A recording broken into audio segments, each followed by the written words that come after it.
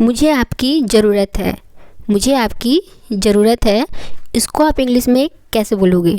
इसको आप इंग्लिश में बोलोगे I need you. I need you.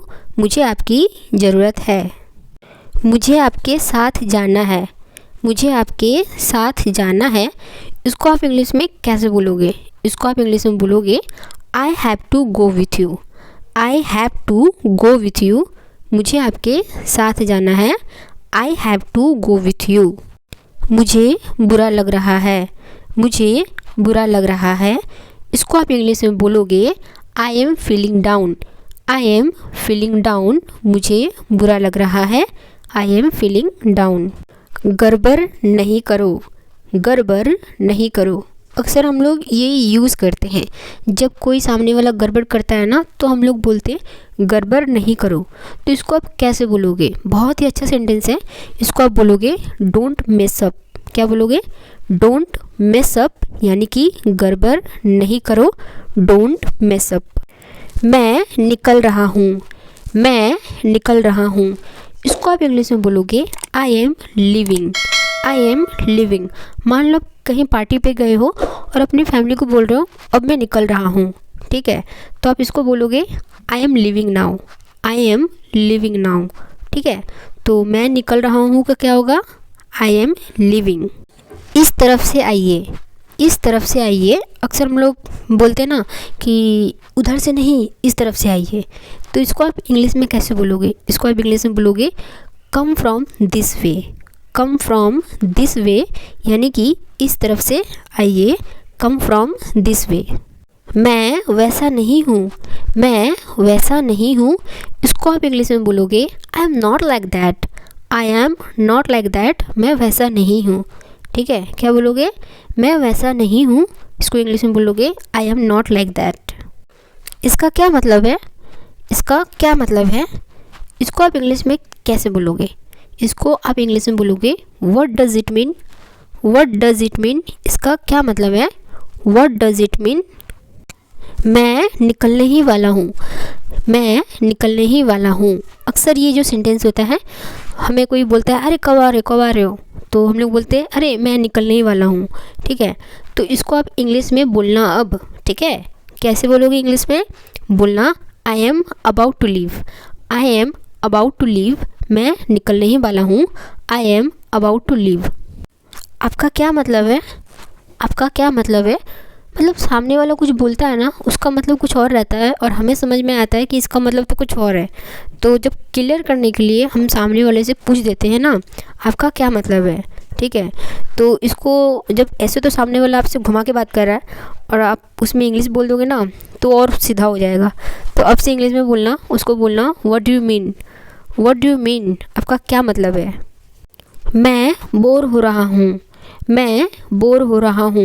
कोई ऐसे फंक्शन में चले जाते जब मज़ा ही नहीं आ रहा, बोरिंग लग रहा है, ठीक है? तो आप लोग बोर फील करते हो ना, तो आप अपने मम्मी को, फैमिली को, या किसी के साथ जिसके साथ गए हो, आप उसको बोल रहे हो मैं बोर हो रहा हूँ, तो थोड़ा सा इंग्लिश ऐड कर देना। मैं बोर हो रहा हूँ को अब बोलना I am getting bored. I am getting bored. मैं बोर हो रहा हूँ। क्या बोलोगे? I am getting bored. तो मैं क्या करूँ? तो मैं क्या करूँ। इसको आप इंग्लिश में बोलोगे what shell I do. What shell I do. तो मैं क्या करूँ। कैसे बोलोगे? What shell I do. तो मैं क्या करूँ। इसे बाहर ले जाओ। इसे बाहर ले जाओ। इसे बाहर ले जाओ। इसको आप इंग्लिश में कैसे बोलोगे? इसको आप इंग्लिश में बोलोगे टेक दिस आउटसाइड। क्या बोलोगे? Take this outside. इसे बाहर ले जाओ। लेकिन एक चीज़ मैं बोलूँगी, ये डिपेंड करता है आप किसी सामान को ले जाने के लिए बात कर रहे हो या किसी इंसान को बोल रहे हो यार इसको बाहर लेके जाओ, ठीक है? तो किसी सामान के लिए आप किसी इंसान के लिए देख लेना, ठीक है? मेरे हिसाब से ये सामान के लिए बेस्ट होगा टेक दिस आउटसाइड। इसे बाहर ले जाओ, ठीक है? तो इन सामान के लिए इसको यूज़ करना, ठीक है? कोई सामान घर में पड़ा हुआ है और आप सामने वाले को बोल रहे हो इसे बाहर ले जाओ, तो आप इसको आप इंग्लिश में बोलना टेक दिस आउटसाइड। इसे बाहर ले जाओ, ठीक है? मैं सुनते ही आ गया। मैं सुनते ही आ गया। इसको आप इंग्लिश में बोलोगे आई केम जस्ट आफ्टर लिसनिंग। आई केम जस्ट आफ्टर लिसनिंग। मैं सुनते ही आ गया। आई केम जस्ट आफ्टर लिसनिंग। मैं सुनते ही आ गया। आई केम जस्ट आफ्टर लिसनिंग। मैं देखते ही आ गया। मैं देखते ही आ गया। इसको आप इंग्लिश में बोलोगे आई केम जस्ट आफ्टर सीइंग। आई केम जस्ट आफ्टर सीइंग। मैं देखते ही आ गया। आई केम जस्ट आफ्टर सीइंग। आप क्या चाहते हैं? आप क्या चाहते हैं? इसको इंग्लिश में कैसे बोलोगे?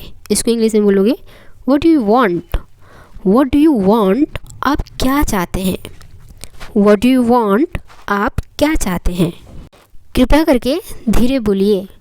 कृपया करके धीरे बोलिए। इसको आप इंग्लिश में बोलोगे प्लीज़ स्पीक स्लोली।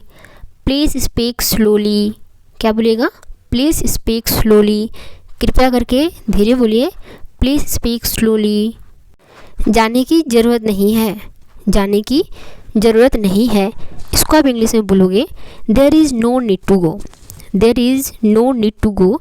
जाने की ज़रूरत नहीं है।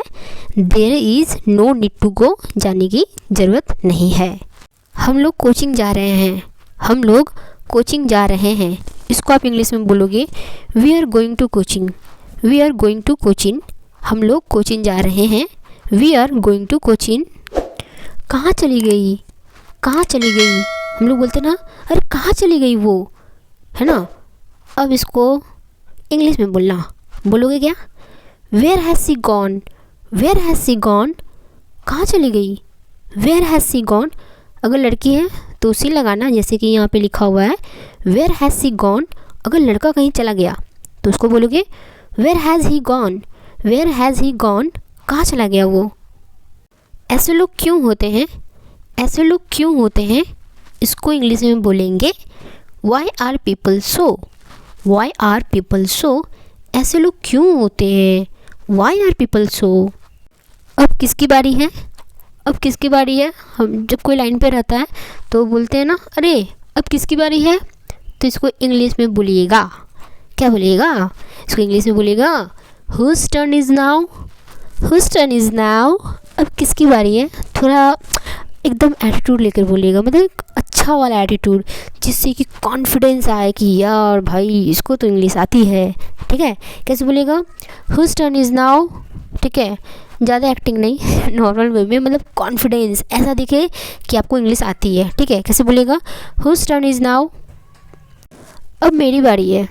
अब मेरी बारी है, तो इसको कैसे बोलोगे? Now it's my turn. Now it's my turn. अब मेरी बारी है।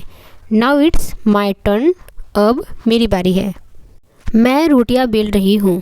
मैं रोटियां बेल रही हूँ। इसको आप इंग्लिश में बोलोगे I am rolling chapatis. I am rolling chapatis. मैं रोटियां बेल रही हूँ। I M rolling chapatis. I am rolling chapatis. मैं रोटियां बेल रही हूँ।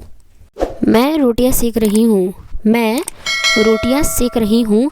इसको आप इंग्लिश में बोलोगे I am baking chapatis. I am baking chapatis. मैं रोटियां सेक रही हूँ। I M baking chapatis. दूध गर्म कर दो। दूध गर्म कर दो। इसको आप बोलोगे इंग्लिश में वार्म अप द मिल्क। क्या बोलोगे? Warm up the milk. दूध गर्म कर दो। अब इसको ये स्पीड में बोलना। कैसे बोलोगे? वार्म अप द मिल्क, यानी कि दूध गर्म कर दो। इसे ठंडा हो जाने दो। इसे ठंडा हो जाने दो। इसको आप इंग्लिश में बोलोगे let it cool down. Let it cool down. इसे ठंडा हो जाने दो। लेट इट कूल डाउन, यानी कि इसे ठंडा हो जाने दो। आँच धीमी कर दो। आँच धीमी कर दो। इसको आप इंग्लिश में बोलोगे टर्न डाउन द हीट। क्या बोलोगे? Turn down the heat. आँच धीमी कर दो। आँच धीमी कर दो। Turn down the heat. तो दोस्तों, मुझे पूरा यकीन है कि आपने इस वीडियो को एंजॉय किया है और इंग्लिश सीखने के लिए आप एक्साइटेड हो गए हो, क्योंकि मैंने इस वीडियो पे बहुत सारे नए सेंटेंसेस और बहुत सारे ऐसे सेंटेंसेस बताई हूँ जो हम लोग डेली यूज़ करते हैं। तो अब से इंग्लिश सीखने के लिए प्लीज़ इस चैनल को सब्सक्राइब करें और इस चैनल पे आपको मज़ेदार, अमेजिंग, जो कि बहुत यूनिक होगा, जो हम लोग डेली यूज़ करते हैं, एडवांस लेवल का सभी तरीक़ा का मैं इसमें डेली यूजेस सेंटेंसेस बताऊंगी आपको, हिंदी प्लस इंग्लिश। ठीक है, तो प्लीज़ वीडियो को लाइक करें, चैनल को शेयर करें और कमेंट करके बताइए, और प्लीज़ इस चैनल को सब्सक्राइब भी करें, क्योंकि सब्सक्राइब करिएगा तभी जाके आप हमारे साथ जुड़ जाइएगा। और आप जुड़िएगा मेरे साथ तो बहुत मुझे खुशी होगी। इंग्लिश सीखने की जर्नी में हमारा साथ दीजिए। मिलते हैं अगले वीडियो पे, तब तक के लिए टेक केयर, बाय बाय। अपना ख्याल रखिएगा और अपनों का ख्याल रखिएगा।